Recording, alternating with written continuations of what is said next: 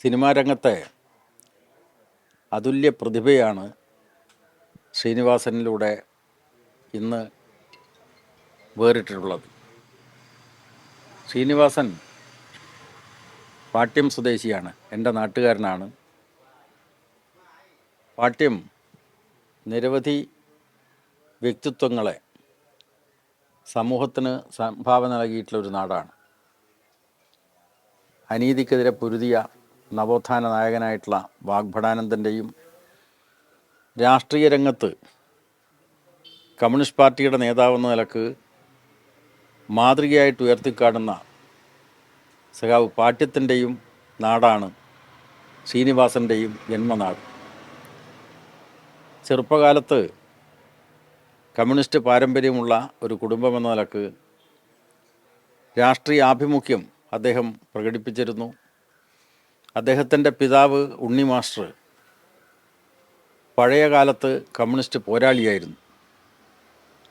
Communist വിരുദ്ധന്മാരുടെ ആക്രമണങ്ങളെയൊക്കെ പ്രതിരോധിക്കുന്നതിന് വേണ്ടി പരിശീലനം നേടിയിട്ടുള്ള ഒരു പോരാളിയായിരുന്നു ഉണ്ണി മാസ്റ്റർ. ആ ഉണ്ണി മാസ്റ്ററുടെ 4 മക്കളിൽ ഒരാളായിട്ടാണ് ശ്രീനിവാസൻ ജനിച്ചത്. വിദ്യാഭ്യാസ കാലത്ത് തന്നെ അദ്ദേഹം തൻ്റെ അഭിനയത്തിലുള്ള പ്രാഗൽഭ്യം തെളിയിച്ചിട്ടുണ്ട്. നാട്ടുമ്പുറത്തെ ചെറുപ്പക്കാരുടെ കൂട്ടായ്മയിൽ വെള്ളരി നാടകം അവതരിപ്പിച്ചുകൊണ്ടാണ് അദ്ദേഹം നാട്ടിലെ ജനങ്ങളെ രസിപ്പിച്ചത്.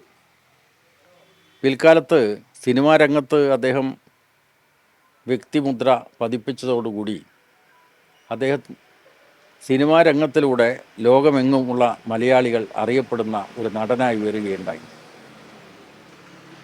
സിനിമാ രംഗത്ത് അദ്ദേഹം അവതരിപ്പിച്ച കഥാപാത്രങ്ങൾ, അതല്ലെങ്കിൽ തിരക്കഥകളിലൂടെ അദ്ദേഹം സമൂഹത്തിന് നൽകിയിട്ടുള്ള സന്ദേശങ്ങളൊക്കെ തീർച്ചയായിട്ടും സമൂഹം എല്ലാ കാലത്തും ഓർക്കും. നാട്ടുമ്പുറത്ത് നമുക്കിടയിൽ ജീവിക്കുന്ന ആളുകളെയാണ് അദ്ദേഹം കഥാപാത്രമായി ചിത്രീകരിച്ചത്. തിരക്കഥയായും അതുപോലെ തന്നെ സിനിമയിൽ പ്രത്യക്ഷമായി കഥാപാത്രങ്ങളെ അവതരിപ്പിച്ചുകൊണ്ടും ഒക്കെ അദ്ദേഹം സമൂഹത്തിന് കൃത്യമായിട്ടൊരു സന്ദേശം നൽകുകയായിരുന്നു.